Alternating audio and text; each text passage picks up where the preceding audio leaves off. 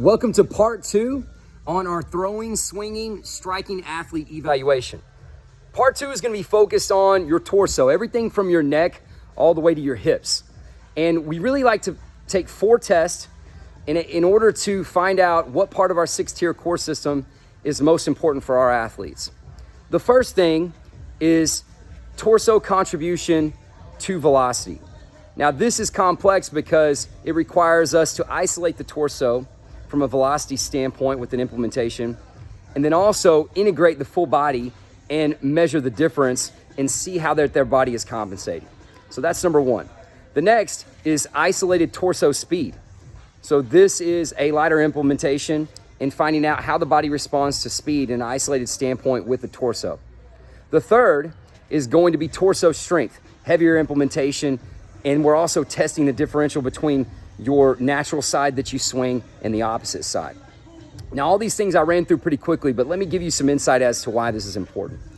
Having isolated core strength from a plank or sit-up standpoint, or maybe you have defined abs, doesn't make you coordinated or athletic to be able to produce power up and down the chain. So from a chain reaction biomechanics standpoint, you've got to have translation from the foot all the way up to the wrist and the fingertips, and from the fingertips all the way down. Okay, this is called top down and bottom up.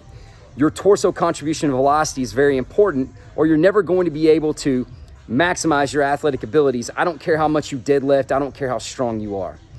Next, your rotation abilities going right and going left, depending on how you bat, or if you play tennis or anything like that, you don't necessarily just want your dominant side to be fast or your dominant side to be strong in rotation. Why? Because there's such thing as relative rotation. Relative rotation is how much your neck, your cervical spine is actually rotating when your body goes in a complete 360 and your head stays still.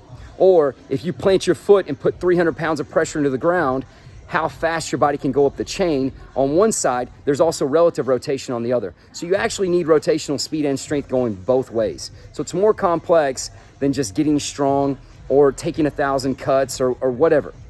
There's a lot we can do from a performance standpoint to target if you're lacking torso speed, if you're lacking torso strength, and in which direction. And is it real rotation or is it relative rotation? Is it more structural from a bone standpoint, from a thoracic spine standpoint? Or is this soft tissue issue or an imbalance issue? Or maybe you've done some type of bodybuilding or inappropriate weightlifting that is blocking you from reaching your potential in these types of endeavors.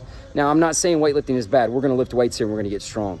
But we've had athletes come from other programs that are athletic development programs where they keep telling me how strong they are and how much weight they've gained, but they test at the bottom 15% at all these rotational tests.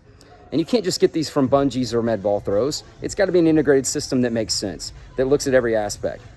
The last thing that we do in this torso evaluation block is a basic core strength test. It's a basic pass and fail. So then we get all this information and we're able to target what are the weak links for your athlete in regards to the sport they play, whether it's martial arts, whether it's pitching, whether it's softball. It doesn't matter what it is. If you're just a hitter, if you're a tennis player, golf, this evaluation is going to reveal some of your weak links and give us a great place to start when it comes to getting integrated with our 6-tier core system. All right, looking forward to part 3.